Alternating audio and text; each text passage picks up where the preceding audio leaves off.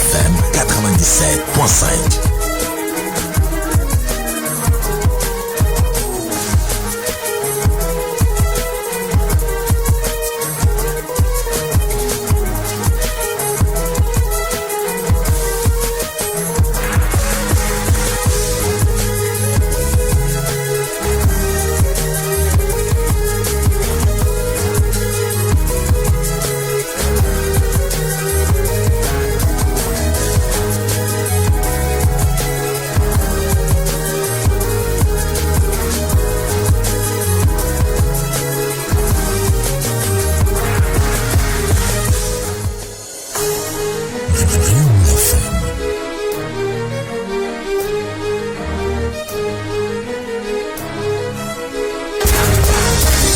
Vous êtes jeune, vous avez un mot à dire sur le monde qui vous entoure. Sans filtre est là pour vous. Sans filtre,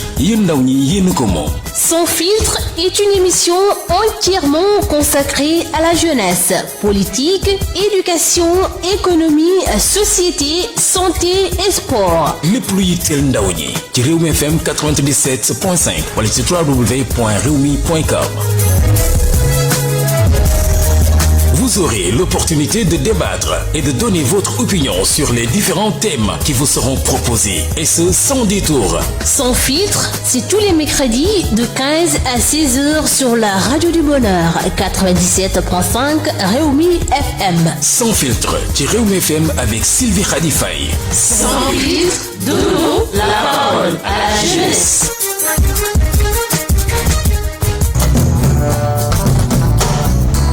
seen émission espace jeune di dalal mercredi bi Matel Sow Sey nekk njiital jeune chambre internationale U Dakar Espoir 2022 solos waxtaan wi mi ngi war a lalu engagement ci ndaw ñi ci wàllum développement ak société ak lépp loo xam ne jëm na ci gox ak goxaan yi Matel Sow Sey dina waxtaan itam ak Sylvie Khadifaye ci lan mooy njëriñu jeune chambre internationale U Dakar ak yeneen ponk yoo xam ne itam daañu ko waxtaanee ci seen wàllum activité mercredi bii la ñetti waxtu jàpp ñeenti waxtu fii ci rajo Rewmi FM.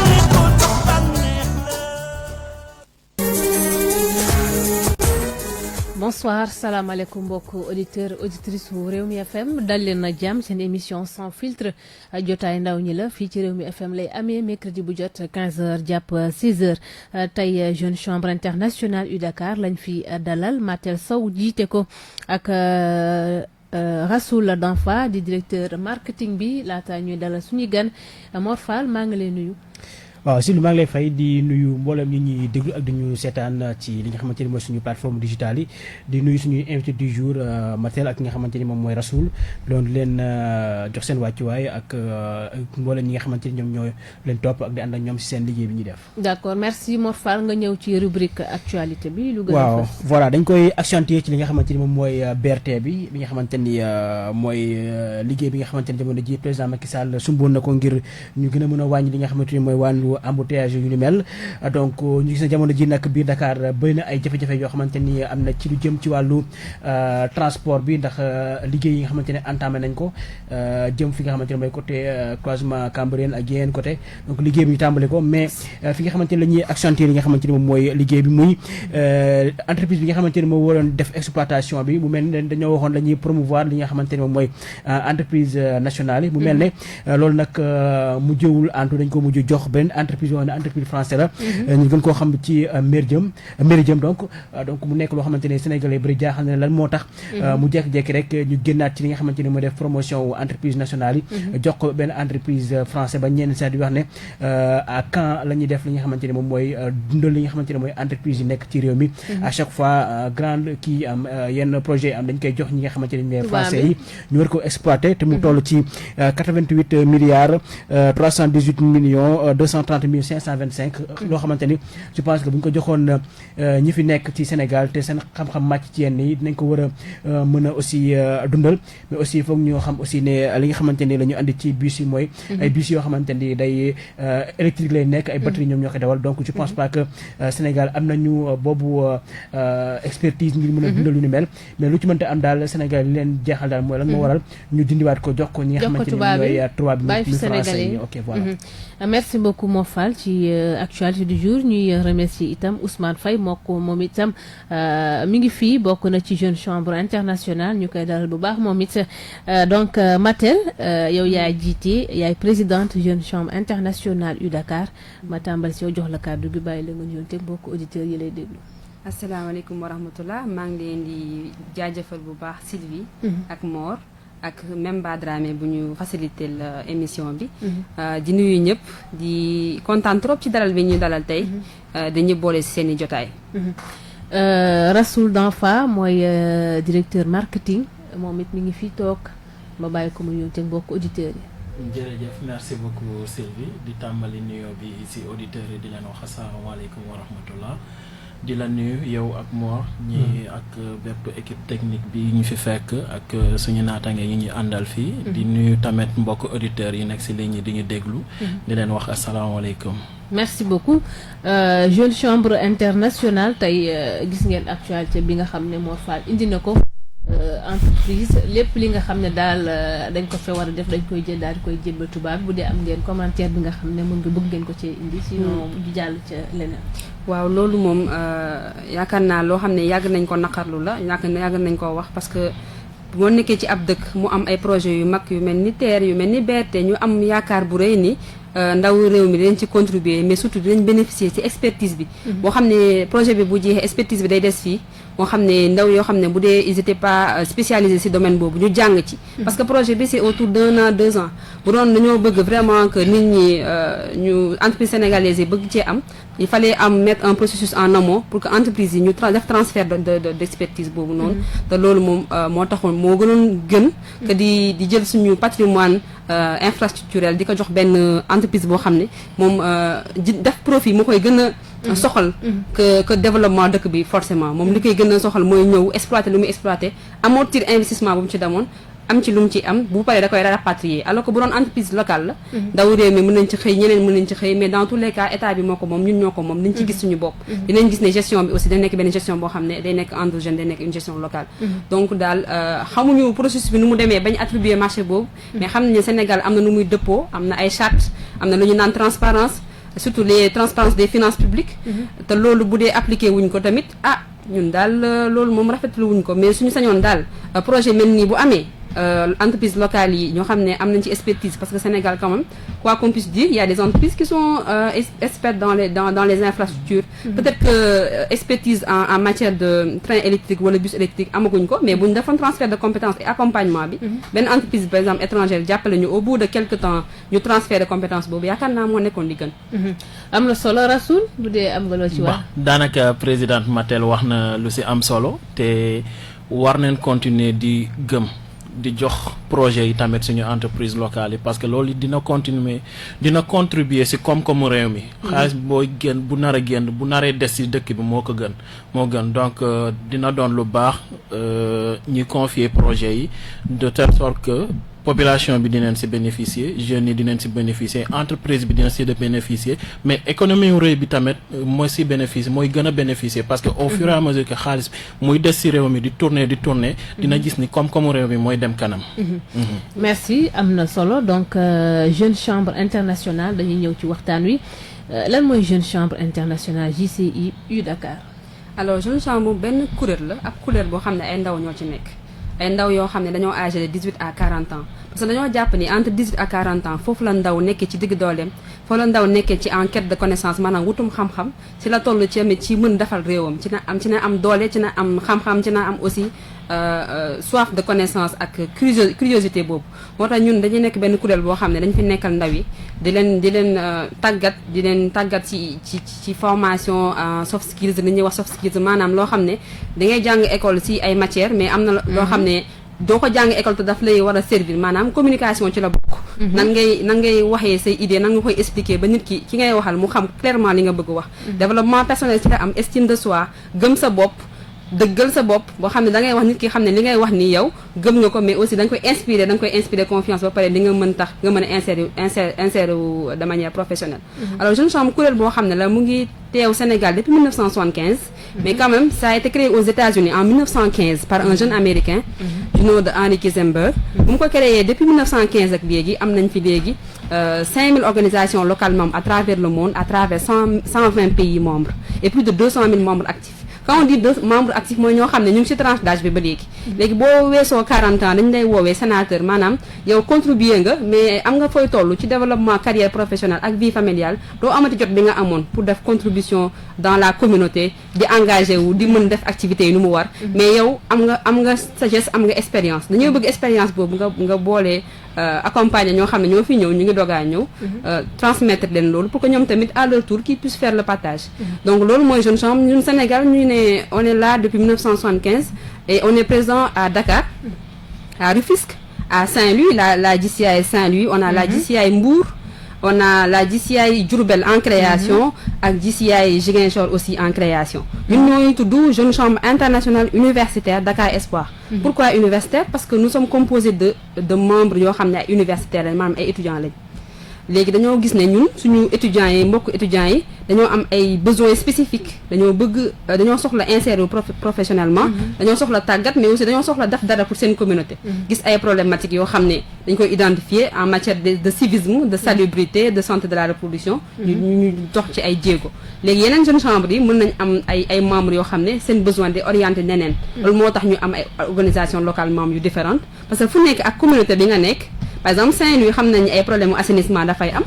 problème civisme dafay am problème formation dafay am xam nañu Rufisque aussi nuru naag dëppoo naag Saint-Louis léegi Mbour peut-être day am yeneen problématique donc communauté bu ñu nekk rek bu ñu fa installé Jeune Chambre day ñëw xool diagnostic fu mu nekk lan mooy besoin bi lan mooy problème yi lan mooy acteurs yi lan lañ mën proposer loo xam ne du ay don du ay maye mais benn activité wala benn projet boo xam ne day am impact li ñuy woowee impact day am njëriñ loo xam ne dañ koy gis loo xam ne c'est palpable avec des indicateurs clairs et des résultats qui peuvent vraiment permettre une amélioration du cadre de vie des communautés. su ma déggee baax donc du n'importe où rek ngeen di implanté wu. non du n'importe où déjà processus la ñuy def bala ñuy dem fenn. JCI Diourbel mii ça fait 2 ans ñu ngi commencé processus bi ñu ngi koy commencé dañoo dem def xool groupe yoo xam ne xam nañ leen ñu ngi fa nekkoon. ñu commencé di wax ak ñoom di leen wax lan la ñuy def di leen invité suñu activité yi ñuy def fii Dakar di leen tàggat ñu dem ba ci kanam ñu ne leen ndax yéen bëgg ngeen créer organisation foofu ñu ne waaw ñu ne lan mooy seen problème mu gox léegi il faut yéen ngeen dem saytu seen problème mu gox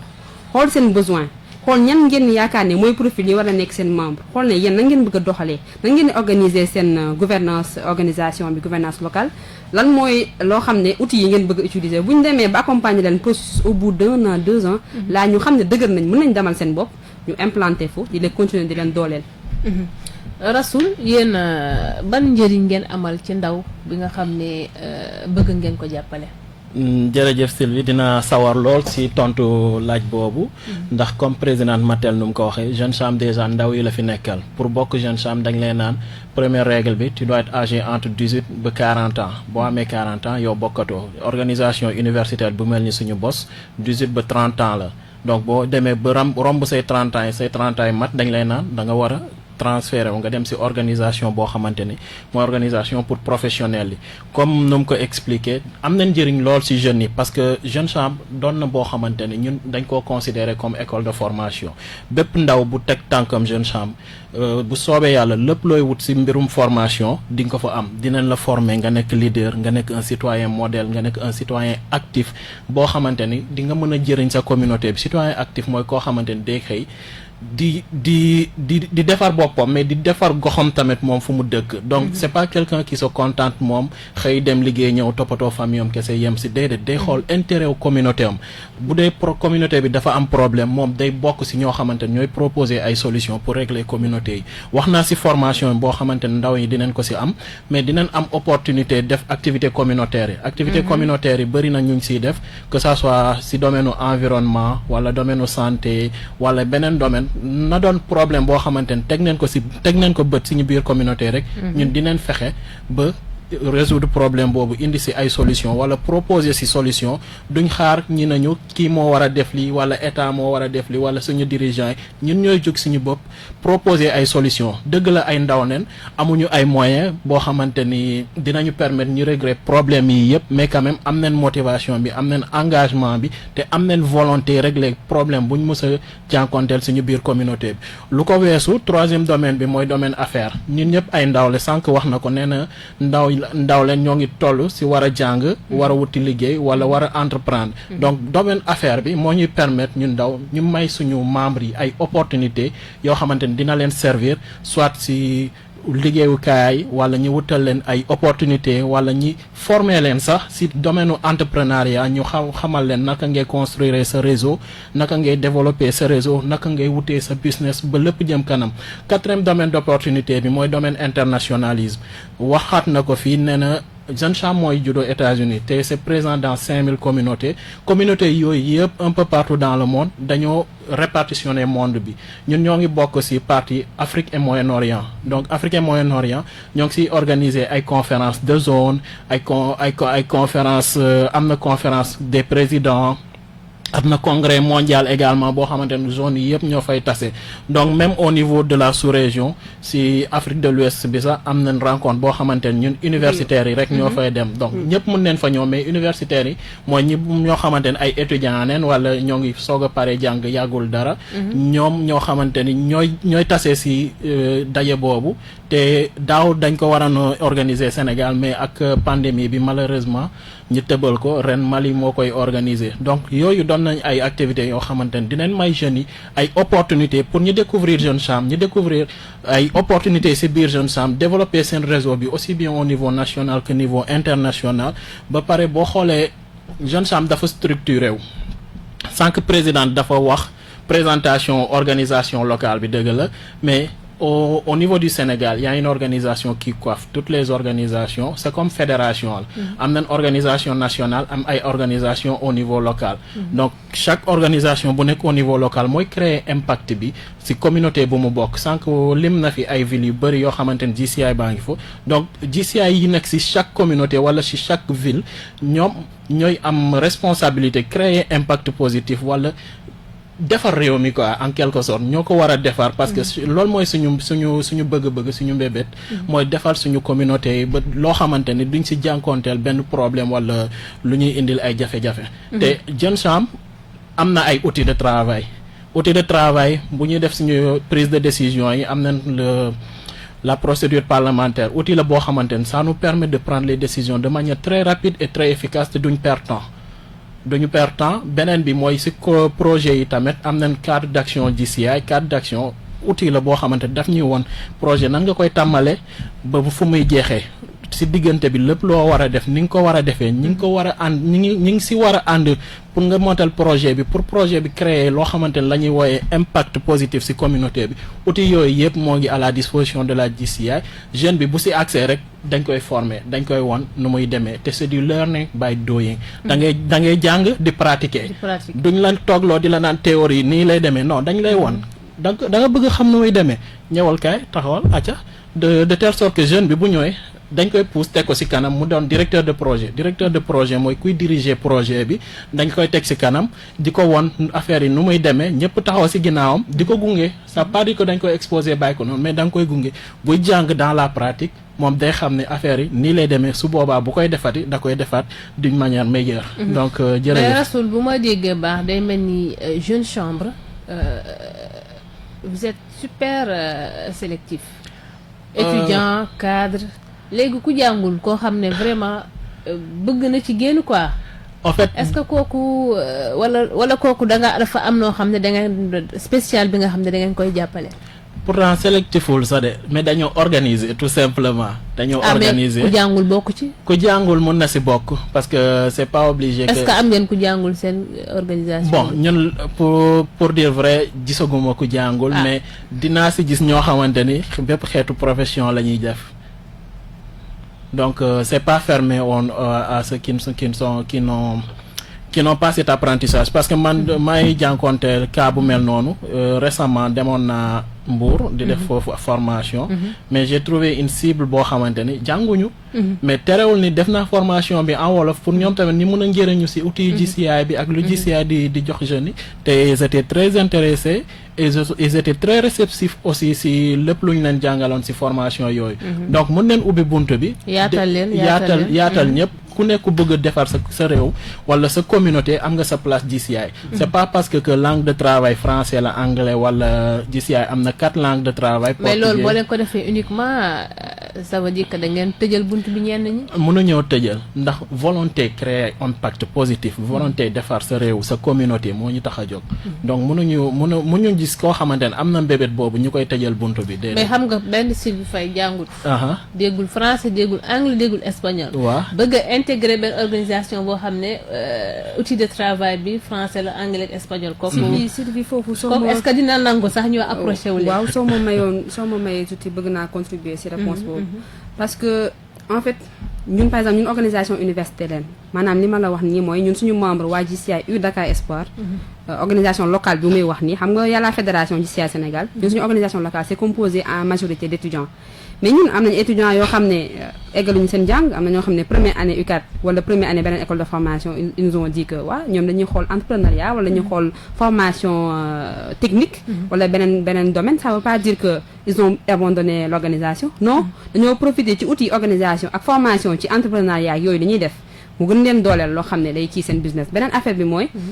on est organisé on a hérité un peu des procédures anglo-saxons parce que ñoom ñoo ñu créé mais on essaie d'adapter l'organisation à chaque pays wax na fii zone Afrique Moyen-Orient am na Asie am na Europe am na États-Unis mais ku nekk organisation bu locale bu nekk JCI stratégie bi ak outils yi day joxe mais yow mii yéen ñu organisation locale vous êtes tenu de décider ensemble nan ngeen di gérer seen organisation ak nan ngeen di kiiwee seen cible léegi wax naa la ko bu ñu dem di créer benn organisation fenn dañuy créer organisation ma wan leen lan lañ bëgg a def suñu procédure expliquer leen mais organisation fi ñu nekk ñoom boo demee ñu bëggoon par exemple ñu benn groupe ñëw nañu dañoo bëgg a créer benn organisation benn zone boo xam ne benn village wala genre yooyu ba tey mën na nekk mais ñoom ça veut dire que ñoom bu ñuy def seen i projet foofu ba tey communauté la ça veut dire que ñoom peut-être communauté boobu problème mu ndox la ñuy am problème mu yeneen problème la ñuy am loo xam ne c'est spécifique à la zone donc il appartiendra aux membres ñoo xam ñoo fa dëkk ñu décider de manière souveraine comment ils vont implanter l'impact l'essentiel mooy ñun luñ bëgg comme ni ko waxee ñoo bëgg que nit nga jàng baax na nga liggéey baax na mais nga jàng nga liggéey nga réussite loolu yëpp neex na mais nga amal njëriñ fi nga dëkk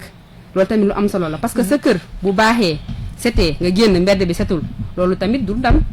yow boo dëkkee ci kër yow nga jàng yow nga réussir am ci kër gi koo xam ne sa tante la sa rakk la sa mag sa nijaay moom jàngul mais amul opportunité professionnelle te yow xam nga ne yow mën nga contribuer à ça loolu tamit du ndam moo tax li ñu bëgg mooy synergie des actions citoyennes jël acteurs yoo xam ne ñëpp xam nañ leen ñu boole leen moo tax bi nga naan ñi jàngul mën naa la jox exemple parce que ñun dañuy def ay activités yoo xam ne ay journée de consultation gratuite la journée de dépistage mais ñu ngi koy defal ñan la ay bàjjenu gox lañuy woo ay délégués de quartier la ñuy woo ay acteurs communautaires ñoo xam ne amuñu forcément niveau d'étude mais niveau de compréhension bu ñu am ci loo xam ne mooy participation citoyenne ak loo xam ne mooy civisme ñun sax dañuy am ay termes rek dañuy wax civisme mais ñoom dañ koy dund en fait parce que entrepreneuriat par exemple maire bi jaay caaf moom da koy dund da koy pratiquer dafa xamul ne notion bi comptabilité ak jaay ak prix de revient ak yooyu mais moom mu ngi koy dund mu ngi koy pratiquer léegi boo ñëwee accessible nga rendre accessible langage bi wax ko ci kàllaame wolof wala ci pël ak yooyu parce que ñun tamit on a plusieurs langues ethnies dans l'organisation ku nekk bu fa nekkee rek day def de telle sorte que rendre démocratique le savoir parce que dañoo nekk ci monde boo xam ne nit boo bëggee jàng da ngay jàng parce que y a tous les outils y a les outils digitaux y a les outils physiques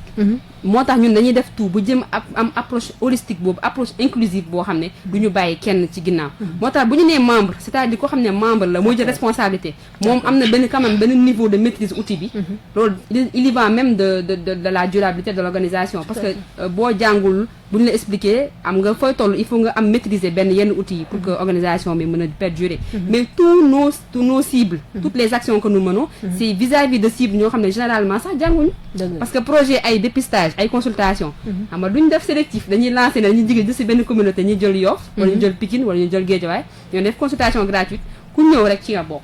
saytu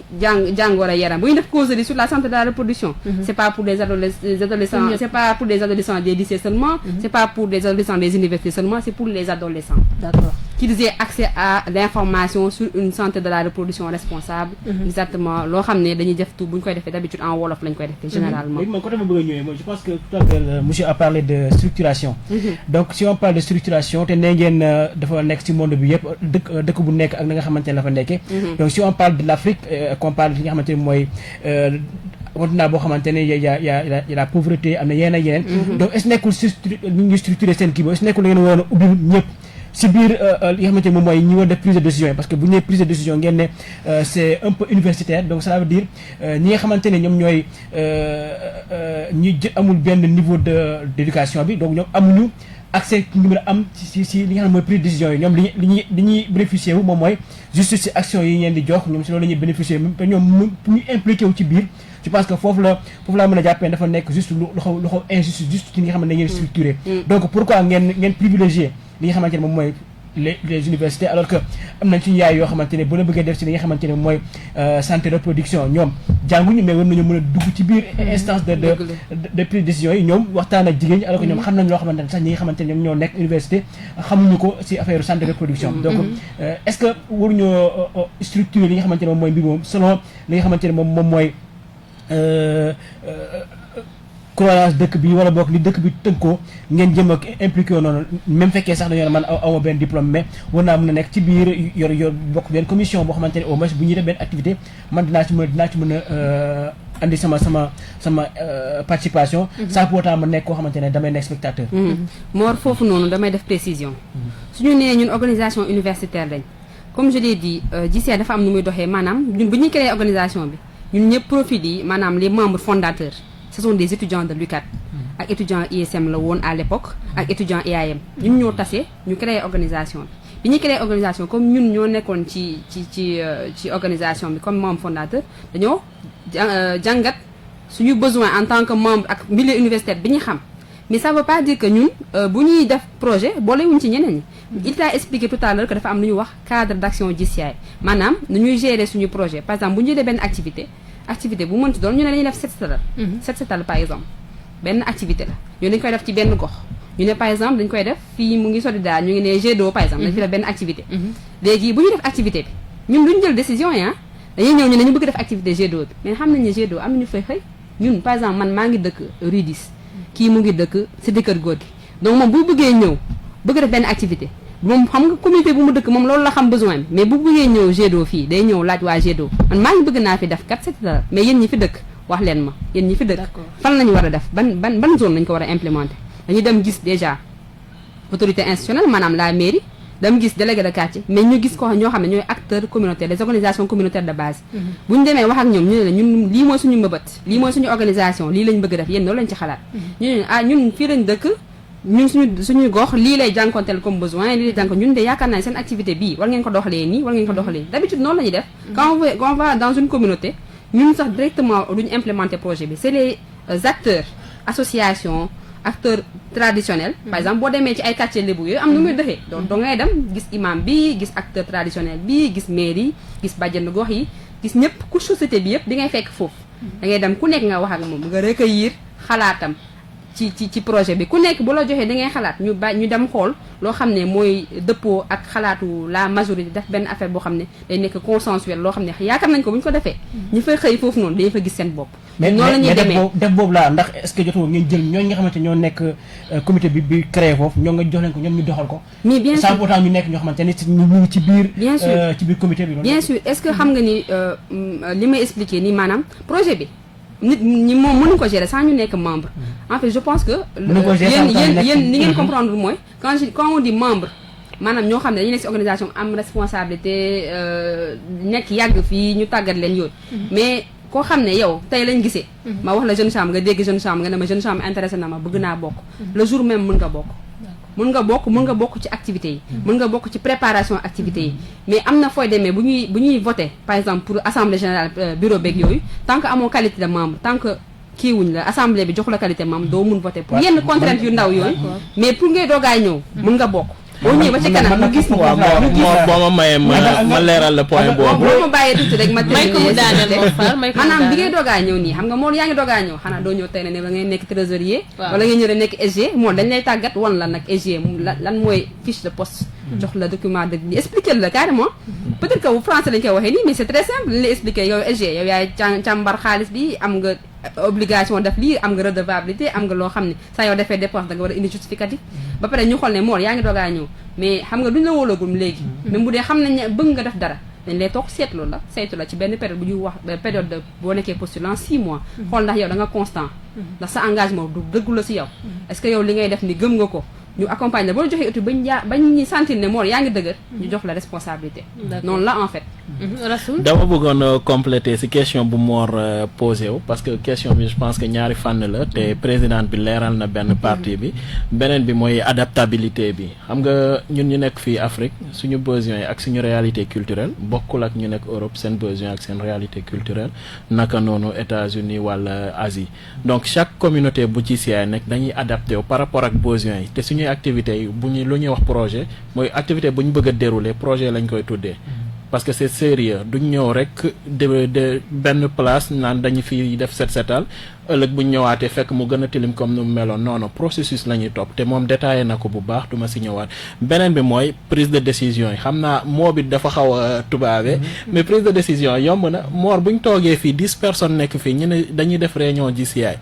yow boo bëggee jël parole kii jël parole keneen bëgg a jël yow nga bëgg a jëlaat dañ leen naan déedéet yow wax nga mayal ñu waxagul ñu wax seen xalaat de telle sorte que booy wax da ngay wax lu leer nga noppi amul kenn ku wax yow nga bëgg a sotti si ku nekk lu mu wax de loolu daf ñuy perdre le temps GCI loolu la ñuy éviter buñ toogee di réunion dañuy naan ku nekk da ngeen wax fulla rek waxal sa fulla mu jeex bu keneen waxee bul wax même bu dee d'accord ak moom ñu dem vote ñu jël idée boo xamante ne moom la majorité bi bëgg noonu lay demee mais kon day nekk comme parti politique ñëpp dañuy daje mais day am comité directeur boo xam ne bépp décision bu ñu am association la am na président bi mooy jiite réunion bi buñ toogee par exemple ma wax benn idée par exemple lii lañ bëgg a def Mor ne déedéet maam bëgguma ñu def lii leneen lañ bëgg ñu def mais sa idée ak sama idée bokkuñu mais association lañ nag majorité bi dinañ am fu ñu féete donc c'est pas parce que yow boo waxee keneen bu waxee lu bokkul ak yow da nga koy couper chaque fois déedéet GCI bu ñuy réunion ku nekk da ngay wax sa fulla nga noppi léegi keneen bu waxee loo xamante ne àndul ak yow sax da nga koy bàyyi parce que bu amee ñaari idée chaque fois benn la ñuy retenir dañuy voter majorité bi gagné un peu comme pépinière démocratie bi la quoi pépinière la donc duñu imposer mbir pour ñoo xamante ne d'accorduñ ci mais dañuy xool mbooloo bi mooy décider ñun de lii lañ préféré que leneen li ñu voté ñu jàll duñ fi nekk fi di perdre temps lu bëri. merci Rassoul Mor ñu progresser temps bi léegi mu jeex seen activité parce que je suppose que at bu jot da ngeen di teg ay activité 2022 bi lu seen activité nga ñëw ci. waaw merci beaucoup Sylvie alors comme chaque année ñun nag en parlant de démocratie damay emboîter le pas à Rassoul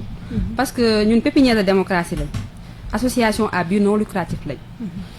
pour répondre sa question li ngay wax parti politique mais ça veut pas dire que duñu def ay processus démocratique benn bi mooy fii boo nekkee présidente mandat benn at nga mën nekk présidente ki daaw moo nekkoon sama président ren man maa nekk présidente sama mandat 1er janvier lay commencé 31 décembre lay jeex ak réalisation bu ma mënti def ak partenaires yu ma mënti indi ak impact bu ma mënti am man j'ai pour mission de diriger pour 1 an moo tax ñu am benn concept bu tudd 1 an pour diriger léegi 1 an boobu équipe lañ man maay présidente bi am na ku topp ci man koo xam ne mooy maanaam sama premier ministre mooy vice président exécutif am na ay vice président de domaine wax na fi am na 4 domaines formation affaires internationalisme ak communautaire domaine bu nekk dafa am ku koy piloté ki koy piloté jàppal ne mooy ministre bi vice président exécutif moom mooy premier ministre moo koy coordonné man maay président man maay coiffé maanaam stratégie bi relation publique yeeg yooyu maa koy gérer am na kuy gérer partenariat am na kuy gérer communication am na kuy gérer trésorerie ak secrétariat noonu lañ doxee léegi mandat bi bu jeexee ku nekk poste bi nga occupé woon doo ko occupé waat année bi ci topp day changer ku nekk benn poste benn at nga jox la chance nga exercer ci li nga jàng ci poste bi nga jógee nga apporter ko jàng ci lu bees jox keneen mu jàng maanaam ñun biñ mën nañ créer organisation au bout de 5 ans si c'est un groupe de 5 personnes ku nekk mën na nekk président dem parce que ñun xam na lañ yaakaar que le pouvoir da nga ko exercer pratiquer pour nga jàng pour nga capitaliser mais pour nga jox keneen relève moo tax ñun noonu la ñuy doxalee léegi ren man bi ma nekkee vice président exécutif am daaw dama liggéey pour coordonner ren tamit dama def benn plan d'action bi ma def noonu ak commission bi tudd commission plan d'action voies et moyens dañoo def ay formulaire laaj membres yi lu ñu xalaat ci ren suñu axe prioritaire dañu war a def domaine d'activité yi ñu war a gën a def ku nekk joxe ay proposition d'activité ñu def ay réunion di def ay brainstorming maanaam di xalaat ku nekk di joxe sa xalaat brainstorming mooy da ngay joxe sa xalaat kenn du la wax dara ñu jël xalaat yëpp dajale ko après ñu commencé di xool ak xalaat yi gën a baax yi niroo ñu boole leen yi gën a baax ñu dem ba sélectionner 10 xalaat yu gën a baax yoo xam ne yaakaar nañu loolu bu ñu ko defee ren moom dina am impact ñu jël projet yooyu ñu waal léegi projet yi pare nañ ci léegi nan la ñuy def pour def ko yan indicateur la ñuy jël pour mesurer suñu résultat mandat bu jeexee bu ñu ma nee waa présidente daaw yaa fi waxoon début mandat li nga bëgg a def mandat bi jeex na lan nga def dinaa mën am ay indicateurs ak ay cadre de résultat bu clair ma wax ne man waxoon naa damay dépister 1000 femmes sur les cancers du sein et cancer du corps waxoon naa dinaa def telle journée de consultation médicale gratuite waxoon naa dinaa former 500 jeunes sur l'entrepreneuriat 500 jeunes sur la gestion du temps 500 jeunes sur la communication wala sur le développement personnel lii ak lii laa ci def ma wax ne lii liñ mënoon def lii moo nekkoon obstacle bi li ñu réussir lii moo tax ñu réussir ko noonu la ñuy doxalee ren plan d'action bi on a autour d'une vingtaine d'activités réparties comme ci domaine bu nekk te damay ñëw ci action phare yi ñuy def comme ni ma ko waxee ñun aussi on travaille suivant aussi les ODD parce que xam nañu tamit dañoo war a contribuer à la mise en œuvre des ODD léegi ñun dañoo spécialisé wu suñu organisation JCAIO Dakar Espoir sur la santé de la reproduction la santé des communautés ensuite sur l'environnement moo tax dafa am ñaari projet phare yi ñu am benn bi mooy check up yourself mooy ci français fais ton bilan ci wolof maanaam nga kii sa bopp saytu sa bopp ci wér-gu-yaram léegi dafa am ñaari cible lu ñu am y a les jeunes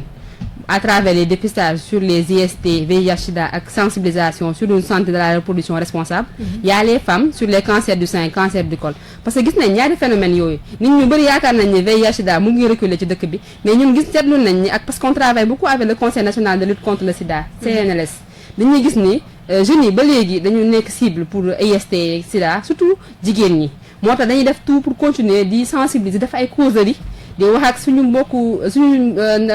ndaw yi ak fu ñu mënti nekk dañuy def jëkkee dem benn zone dafa causerie waxtaan ne leen nag di yéeg lii moytu leen ci yéeg lii moo gën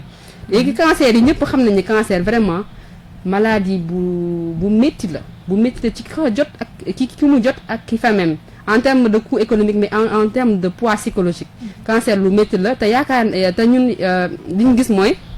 dans nos recherches que cancer normalement buñ ko teelee détecté mën nañ ko faj moo tax ñun suñu action bu ñuy def mooy dañuy def action prévention dañuy def jéem a dépister le maximum de femmes possible léegi bu leen dépister bu ñu détecter ay cas de lésions précancéreuses ñu référer leen très tôt pour que femmes yooyu bala ñuy egg fu phase finale wala phase bu gën a doy waar ñu mën leen prendre en charge loolu moo tax ñuy def ay journée de consultation médicale gratuite ak suñu organisation marraine bu tudd JCA Dakar numéro 1 bu ñu paree ci journée de consultation gratuite yooyu am na lu ñuy def action pour l'environnement dinañ def ay World Clean Up Day loo xam ne mooy journée mondiale du nettoiement loo xam ne dañuy def ay set setal ci ay gox mais aussi dañuy ñoñal gox yi bu baax di def ay poubelles écologiques di jàngal xale yi ci lycée yi par exemple daaw journée mondiale de l'environnement dañoo dem Kennedy ak suñuy partenaires ñu def ay ñoom nebedaay ay ñoom club environnement ñu nekk foofu ñu defal leen ay atelier de micro jardinage woon leen ñu jëmbatee garab nañuy toppatoo jardinage jàngal leen initier leen à l'économie verte pour ñu xam ne vraiment que environnement bi loo xam ne ñëpp dañ cee war a jàpp seen loxo jàngal leen ni da nga war a utiliser poubelle bañ a tilimal parce que tilimal moo gën nettoyer donc am nañ action yooyu am nañ aussi ay webinaire ay sensibilisation sur des thématiques sur la santé par exemple santé mentale gis nañ ne dëkk bi 2 dernières années yi bëri na ay xaru bëri na ay ñoo xam ne dañuy xaw a am dépression wala genre kii yooyu question yooyu mais nit ñi dañuy jàpp ne loolu question tubaab la te du question tubaab nag c'est parce que dañuy wax par exemple dépression mu nekk benn kàllaama yi nasaraan ñu foog ne ñi nekk ci dëkk bi duñu am genre jànkonteel genre difficulté yooyu te Sénégal fii la charge mentale gën a métti parce que da ngay nekk ndaw amagoo liggéey ñu am nu ñu lay xoolee sa biir kër am nu ñu lay xoolee sa biir famille am nu ñu lay xoolee ci mbedd bi moom de am na 30 ans amagul jëkkër moom kay mu ngi nii ba léegi kenn xamul fu mu jëm moom amul diplôme échoué na commencé nga toog sa néeg yow kese ngi réfléchir naan man kat fan laa jëm sama avenir maa ngi nii déposé naa fu ne wala nga nekk jigéen di sëy nekk si ay ak borom kër boo xam ne amul doole sa waa kër naan la yow kat amoo réyoo bët yow doo xool teg sa bët fu sori yow kat war ngaa war a dem maanaam genre moo yu ñu wax yooyu noonu di ko xeeb mën na def ci nit ki loo xam ne moom du toog di ko wax fenn parce que Sénégal dañoo yare ci sutura dañoo yare ci kersa mais c'est des choses yoo xam ne ça peut tuer à petit feu l'être humain te ñun dañoo conscient que en tant que jeune dañoo war a jël à bras le corps problème boobu tamit parce que wax day tax nit ki mu soulagé wu wax ak un spécialiste yu xam ne stress charge mentale muy jigéen muy góor yaakaar naa ñëpp daf ñuy dal fii nga am problème munoo xam ndax da ngay wax kenn amatu nit ñi sutura amatuñ dañ lay filmer wala ñu vidéo la après ñu ñëw wasaare la donc genre yooyu yëpp en tant que jeune on a observé ces phénomènes là ce qui nous amène à organiser benn webinaire sur la santé santé mentale ak ay spécialistes de la question pour ñu waxtaan ak nit ñi wax leen ni kat liggéey am na solo réussir am na solo mais des fois nit da ngay war a xalaat sa bopp tuuti nga xalaat def loo xam ne day tax nga stabiliser mentalement préjugés yi ñëw na la yow matal temps yi da ngaa pataa matal sa lex yi yaa ngi dem de yow da ngaa jeex xanaa da ngaa feebar xanaa lii genre yooyu ñuy wax di ko xeeb mais xamuñu lu muy def ci être humain. par exemple personne handicapée dañu leen def ay préjugés yu bëri yoo xam ne daf leen di métti wala ay personnes yoo xam ne dañu am ay constitution physique yoo xam ne dafa particulière ñu lay wax loo xam ne di la ko wax Sénégal dañ koy banaliser mais nit xam le cerveau humain wala l'être humain a des mécanismes défensifs day dem ba xëy benn jour rek nit ki xaru ñu ne waaye ki gëmul yàlla yooyu mais fan la toll. ba war a xaru processus boobu yëpp ak lu mu yenn ci boppam yow mënoo ko xam yow miy toog. moo tax ñun dañuy jéem a développer ñu naan empathie yërmande dafa xaw a raar daal manqué léegi ci dëkk bi yaakaar naa de plus en plus on est dans la violence verbale on est dans la réprimandation ak kii bi répréhension ak jugement nañ jéem a am tuuti empathie nit dafa am lu ko métti dafa am nu muy doxalee mais est-ce que lañ ko lan moo tax loolu est-ce que am nañ benn gentillesse gis nit mu kii rek mu mer nga ñëw naa ko da ngay ñàngale da ngay kii mais est-ce que loolu sax si famille commencé na est-ce que am nga rakk nga gis sa rakk bu xam ne moom du wax lu bëri téléphone am lay nekk ci néegam nga ñëw ne ko mais temps yi gis naa lii est-ce que fa am lu xew est-ce que lii parce que loolu dañu koy xeeb mais nit tamit nit la rek am na fooy toll dañuy def des phénomènes extrêmes on voit des crimes odieux wala ay affaires yoo xam ne ñu naan kon lii am na Sénégal on dirait que ay film maa ngi dégg récemment ngeen baal ma benn phénomène de société ñu naan non lii on dirait que ay film la parce que Sénégal loolu mënu fay am te Sénégalais ñoo koy def mais parce que ñun ñëpp on est des êtres humains donc j'ai beaucoup parlé par rapport à la santé mentale parce que je voudrais profiter de cette tribune là pour wax ni kat nit ñi nañ bàyyi xel ci li ñuy def ci li ñuy wax ak ci li ñuy doxalee ak êtres humains yi parce que nit tamit nit kese la da nga war a am yërmande nga def sa place sa bopp nga def sa place ci keneen ki bu ko xool rek di xool li manqué ci moom xoolal rek xool ne yéen ñaar yéen vous êtes le reflet l'un de l'autre et que yow li nga ko mën apporter moom te mën na la apporter leen nga bañ koo xeeb loolu ci projet yi ñu doon def la sinon aussi dañuy def ci wàllum entrepreneuriat yi joxe le maximum d'opportunités à nos membres ak suñuy sympathisants pour ñu am ay opportunités professionnelles dañuy organiser le forum de l'économie numérique et aussi li ñuy wax job meeting mooy lan maanaam dañuy préparer ñi bëgg bokk ci participants yëpp ñu defal seen CV seen lettre de motivation wax leen ne CV ñii lañ koy defee parce que dafa nekk loo xam ne Sylvie ça paraît peut-être un peu compliqué mais compliqué wu ba pare day nekk ay soft skills yoo xam ne duñ ko jàng école dañ lay jàngal par exemple comptabilité nga am diplôme comptabilité mais duñ la wax nan ngay def pour def CV nan ngay def pour bind procès verbal wala pour def compte rendu de réunion wala bind rapport c'est des choses boo xam ne c'est dans la pratique nga koy jàng parce que dans les associations nga koy jàng donc ñun on a pris quand même dimension boobu suñuy activité dañuy def benn forum bu tudd forum de l'économie numérique bientôt au mois de mai inchallah à Douta Seck ñu da invité acteurs qui gravitent autour de l'économie numérique yëpp pour ñëw ñu vulgariser la ñuy def parce que xam nañ ni l'avenir actuellement c'est l'entrepreneuriat et aussi c'est dans le digital jeunes yi dañoo war a xam ne benn métier léegi wóoratul nit da ngay transversal maanaam am compétence en communication nga am sa benn domaine d'activité mais taxul nga am yeneen compétence yoo xam ne yow fi ñu la mënti teg da ngay mën éclore da ngay mën participer à l'essor économique de entreprise wala foo mënti liggéeyee te loolu nag bu ñu ko waxee secteur informel ak formel ñoo ci yem de parce que ngay jaay tamit war nga mën a xam nooy communiquer ci li ngay jaayee war nga mën a xam na ngay gérer sa stock li nga xam ne na ngay wutee sa fournisseur loolu yëpp da ngay utiliser ay kàllaama nasaraan mais ñun ñëpp ñoo koy vivre donc c'est le genre d'activité qu'on va mener cette année-ci mais aussi am nañ benn projet boo xam ne damay bàyyi Rasoul mu développer ko sur la sécurité routière parce que gis nañu Sénégal dafa bëri accident te loolu c'est un phénomène mondial fépp accident sécurité routière day nekk thématique yoo xam ne c'est des thématiques toujours présentes ñu ren cette année-ci l'organisation nationale a choisi comme thème du mandat sécurité routière pour ñu def ci ay actions yoo xam ne dañuy ñaax nit ñi ñu gën a responsable bu ñuy dawal li dinaa bàyyi Rasoul mu xuus ci trop si kii boobu jërëjëf présidente Matel 5 minutes moo ci des waaw gis naa ni ku engagé la ku passionné la lu muy def bëgg na tamit jëriñ réewam si à travers activités yi te on le fait de manière bénévole donc je suis bien placé pour wax si organisation nationale bi comme waxoon na ko fi sànq si njëlbeen nekkoon naa président si organisation organisation locale daaw donc ren dama évoluer dem ci organisation nationale bi muy coordonner un peu activité wu organisation locale yi di leen jàppale di leen gunge te ren suñu mandat bi ci sécurité routière la ñuy fas yéene liggéey te ñoo ngi ci ànd ak ay partenaires yu bëri wax na ko sécurité routière bi on voit le nombre d'accidents mais également comportement yi nit ñi di am usagers de la route yi ñuy am te toujours les perdants c'est la communauté soit on a des décès ou bien on a des blessures qui rendent des personnes handicapées même te ren tout au long de ce mandat là bëgg nañ sensibiliser nit ñi won leen danger bu nekk ci tali bi danger bu nekk ci yoon bi won leen comportement yi ñu war a adopter à travers la sécurité routière bu ñuy dawal oto bu ñuy dawal moto bu ñuy nekkee ci tali bi même boo dawalul sax nan nga war a comporter ci tali bi dinañ sensibiliser suñu rakk yi nekk ci école yi jege tali bi sax am nañ ay projet yoo xamante ne bëgg nañ lieu de culte yi wala lieu boo xamante ne nit ñi dañ koy fréquenter muy jàkka yi di église yi wala école yi mbaa marché yi teg ci ay panneaux yoo xamante ni dina réduire vitesse yi à 30 km/h te ñoo ngi ciy liggéey ak ay communes ak ay communautés ak ay maires sax te tase nañ ak ñoom bëgg nañ continuer ak ñoom ci liggéey boobu ñoo ngi ci ànd ak ci sécurité routière ak partenaire boo xamante ni ñoo ngi koy wax Partners West Africa Sénégal moom tamit moo ngi yëngatu ci domaine sécurité routière nouvelle prévention routière association des assureurs du Sénégal même Laser International ñoo ñëpp doon nañ yoo xamante ni dinañ ànd ak ñoom ci sécurité routière bi tout au long de cette année pour indi nouvelle dynamique pour essayer de notre manière à notre manière wàññi taux d'accident yi ci tali bi pour que nit ñi mën a daw en toute sécurité mën a profiter aussi tali bi mën a dem ak dikk te duñ ci am chaque fois di dégg ay mort wala ay accident yu demee noonu pour bañ a guddal rek naa ko yemale façon ramasser rek benn question sur partenaire parce que tout à l'heure vous avez parlé des ODD parce que ODD di va passer aux Nations Unies ak yenn organisation yi ndax ñoom ñu ngeen di jàppale ñu ngi mën a mettre en œuvre seen projet yi ak est-ce que yéen a ngi liggéey ak yenn ak ministère yi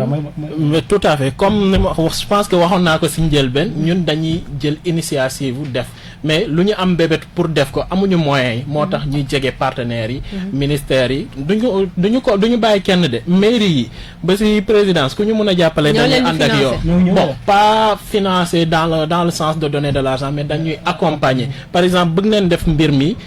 xam na ni coût bii la duñ ñëw ne nit ki jox ñu xaalis ñu def ko mais yow loo mën a def ci li ñuy def ni naka nga ñu mën a jàppale lan ngay jël en charge pour ñu mën a évoluer dem projet bi mën a réussir mën nañ def projet boo xamante ne à coup de millions te luñ ciy génde du bëri parce que xam nañ ne ñun ay ndaw leen yoruñu koppar yoruñu xaalis mais dañuy ànd ak ay partenaire bi du ñëw rek yëkkati xaalis def ñu dañuy naan loo leen bëgg a def defal leen seen budget bi seen plan d'action bi ngeen wax ñu man dinaa ci jël partie bi assurer ko keneen ñëw nañu dinaa ci jël partie bi assurer ko ñun lu ñuy assurer sax daanaka du bëri donc ni la ñuy am méthode boo xamante ni noonu la ñuy liggéeyee ak suñu partenaires yi ba mën a def yoo xamante ni ay yu am solo la ci biir communauté bi. mais am ngeen merci Rassoul Mor Fall waaw am nañ ay partenaires permanents Mor Fall débat bi moo neex rek. ma bàyyi la nga tàggatoo Mathilde. waaw Sylvie maa ngi lay jaajëfal bu baax ainsi que Mor ak technicien ak équipe réew mi yëpp dalal bi ñu dalal wax dëgg fa yàlla on s'est senti comme chez nous. moo tax xam naa ñun ñu ànd ak tuuti xadar rek. di wax di gudd mais li ñu bëggoon mooy transmettre message boobu que jeunes yi dañoo war a engagé wu l'engagement c'est une obligation. nit mënoo xëy ci réew mi jox la lépp nga jàngee fi bëgg fi tekki te yow doo jëriñ réew mi. jëriñ sa bopp tamit baax na mais jëriñ réew mi delloo réew mi lu mu investir ci yow loo xam ne ñun dañ koo gëm la moo tax loolu la ñu prôné loolu mooy concept citoyenneté active mooy nit ki tu es habitant de la cité dafa am foo dëkk fi nga dëkk yaa ngi fay yeewoo boo sañoon fi nga yeewoo dafay gën a baax dafay gën a njaaññi dafay gën a jëm kanam mais yow nga jëm kanam fi nga dëkk jëmul kanam war nga xoolaat sa bopp moo tax ñuy ñaax njën yi jàng bi baax na nañ jàng bu baax nañ liggéey bu baax mais nañ xalaat tamit communauté bi nañ xalaat fi ñu dëkk nañ xalaat réew mi lu muy def ci ñoom ñu delloo ko maa ngi gërëmaat bu baax aussi Memba Dramé boo xam ne vraiment yàgg nañu accompagner suñu activités yu mu doon couvrir bu baax suñu activité World Cleanup Day 2019 ak yeneen activités yi vraiment di lay gërëmal encore suivi di rester vraiment disponible pour di magnifier aussi tribune bi espace jeune yéen ñi jox parole à la jeunesse parce que tamit ndaw yi des fois dañ leen di fàtte daal ci ay affaires yu bëri donc kontaan nañ di gis espace jeune bi di leen ñaanal vraiment di aussi gërëm auditeurs yi ak ñi nekk en ligne ak ñëpp ñu doon suivre di leen gërëm bu baax di leen bàyyi wàccee seen wàccuwaay di leen nuyu bu baax. merci Matel Rasoul. damay dem def comme Matel sant ak ngërëm war na ñenn yi. parce que dañoo bokk ci kuréel. am na njiit bu ñu bàyyi c'est vrai Matel njiit la ci organisation locale bi am na njiit ci organisation nationale bi muy tudd Madiou Faye ak équipe bu ko wër mooy comité directeur national bi di leen nuyu ñoom ñëpp yu ñëw bépp membre jeune chambre bu nekk di nuyu bu nekk ci ligne bi di ñu déglu di nuyu suñu mbokk yi suñu waa famille yi gërëm tamit directeur partenaire au niveau local Ousseynou Faye bu ñu àndal fii boobu ba léegi donc kontaan nañ ci invitation bi di leen